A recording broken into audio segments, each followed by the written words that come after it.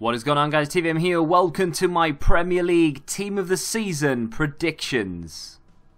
For cheap and authentic football kits, Air Max, Yeezys, football boots, you name it, they've got it. AliExpressJoe.com. Use the code TVMYTBJoe for 10% off. Link down below.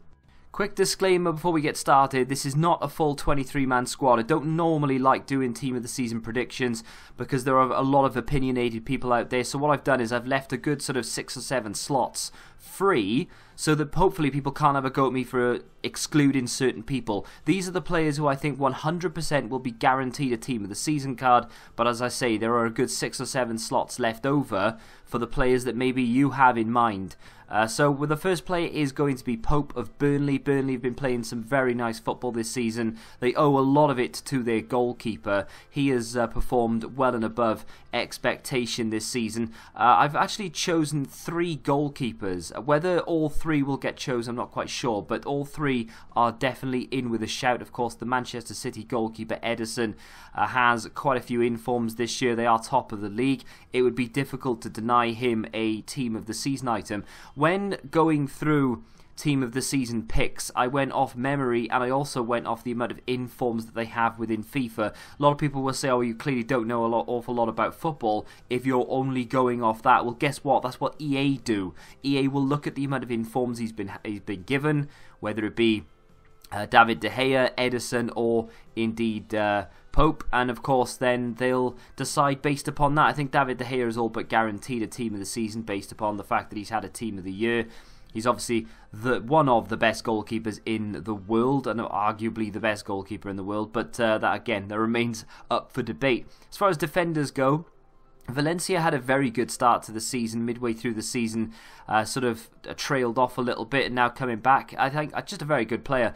Probably one of the best, if not the best, right back in the Premier League. There is not an awful lot of competition these days, unfortunately, but that card in particular looks very, very nice. Of course, it's got a couple of informs within FIFA as well, and I was trying to look around for someone else who's equaled that. Can't quite find them.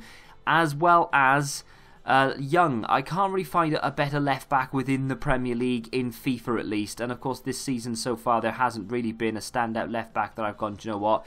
Yeah, he's the one that I'm going to go with. Young, again, had a very good start to the season, good midway through the season. Haven't really seen an awful lot of him in recent weeks, but he's definitely performing well and above expectation in that role. As is Otamendi, a player that I think a lot of people, including Manchester City fans, had written off over the last year or so. But he's come good this season. He's got himself a couple of informs, or at least, I think it was at least one inform and maybe a special item as well. But either way, again, he's performed very, very well for Man City this season. You'd expect a lot of Manchester City players within the Team of the Season as they are so far clear at the top of the Premier League table. And then, of course, Vertonghen. Interesting one, possibly controversial. Not an awful lot of Tottenham players within this Team of the Season prediction, incidentally. I think there is at least one more. But I think Vertonghen probably deserves his spot there. That card looks filthy as well. Maybe he'd be a 91 rated card, I'm not quite sure. But I don't think he's done as well as Otamendi has done. But definitely is worthy of his mention, as is Tarkowski, yet another Burnley player.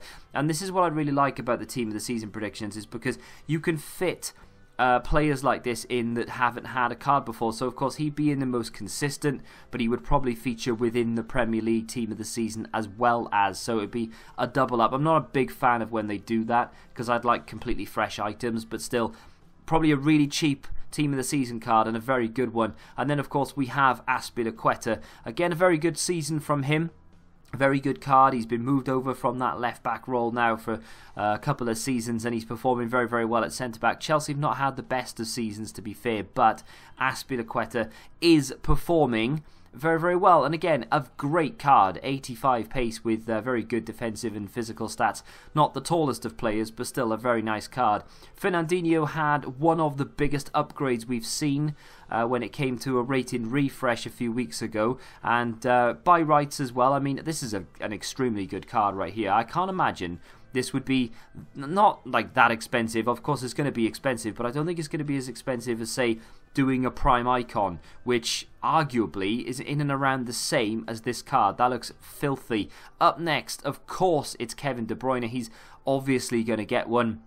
In fact, there's a couple of Manchester City players left over. In fact, I think I have another 3 in a row, and then we won't do any more. But Kevin De Bruyne had a Team of the Year card. All I've done for these ratings, by the way, is bump them up considerably or down 1 or 2 points from the Team of the Year cards. But I mean, there's not an awful lot to say about that guy. One of the best players in world football today. And of course, David Silva, one of the best servants for Man City in recent times. They've had a lot of changes when it comes to managers coming in, changing the entire thing. Money has a lot to do with that as well, of course. They have enough money, they can just ship out their entire side and get a completely new one if that's what they want to do. David Silva's been a very good servant for Man City and a very good player in this season in particular. Been very, very good as well. Will he get a higher rating than Kevin De Bruyne though? That is the question.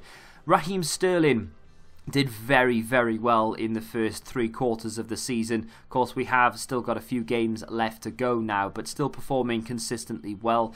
When he moved from Liverpool, there was a lot of rumours as to say that he might not actually get played, and he was just going to make up the numbers for the England players, and how wrong I was, because I was one of those. Very, very good player for Man City. Definitely deserves his Team of the Season, as does his fellow Manchester City teammate, Leroy Sané. Very good player this year. Again, another one of those that you thought, well, they've bought him on the off chance that he'll come through the ranks at some point, but he's come through a lot quicker than people expected him to. Very good player in real life and a very good card within FIFA, and I know that his Player of the Month card is exceptional, so this would be just through the roof. A lot of 90 stats flying around there, as well as our next guy, Heung-min Son. Very, very good player, and of course deserves this Team of the Season. I'm pretty sure he got one last year. I don't remember using it, although I don't really remember what I did last Thursday, so don't quote me on that. But again, this year, look at that, 94 pace, 95 shooting. Okay, they're not accurate, and things may vary here or there, but generally speaking, his Team of the Season card is going to be insane. This next one, slightly controversial, potentially. I've gone with Romelu Lukaku. Of course, it all comes down to stats at the end of the day. Not, I mean, stats on the card, but like stats in real world of football. How many goals they're scoring, how many chances they're converting. And Lukaku, despite the fact that many people think he's only capable of scoring against lower opposition, he still has a very good record, as does Mo Salah, probably the greatest signing in Liverpool history, and I am including the likes of Fernando Torres and Luis Suarez in that. And I can't believe I'm actually saying it, because even though I think I would prefer to have Suarez or Fernando Torres at the club in their prime, you can't deny Salah's goal-scoring ability. Unbelievable player this season for Liverpool. Hopefully he can continue it. And of course, Roberto Firmino doing the same as well. I believe he's just signed a new contract as well, so that's great news for Liverpool fans. This card looks filthy as well. I can only imagine it's going to be a matter of time before Barcelona come knocking on the door for Salah or Firmino, as they do with most Liverpool players, when they become too big for the club and they're just too good and they just need to leave. But Roberto Firmino is one of those on paper that looks sensational. And then of course we come to our second to last player, Eden Hazard, 97 rated, looks out of this world, 95 across the board pretty much.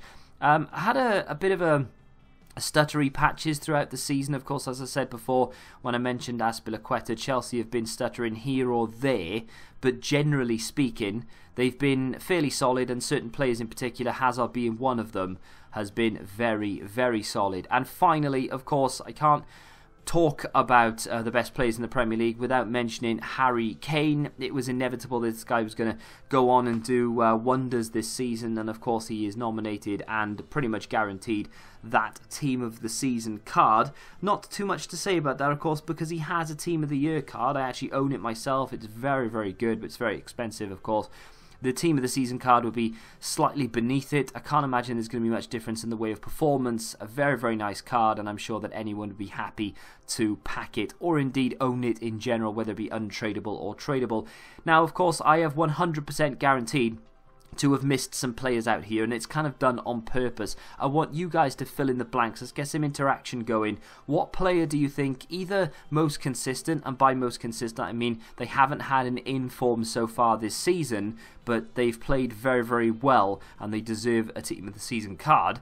And of course, just players who in general have had a couple of informs this year and I've missed out. So let me know down below who you think deserves it and who doesn't deserve it. Are there any on the list that you don't think will make it in there? Let me know down below. Subscribe to the channel if you're new on here, lads. And until the next time, goodbye.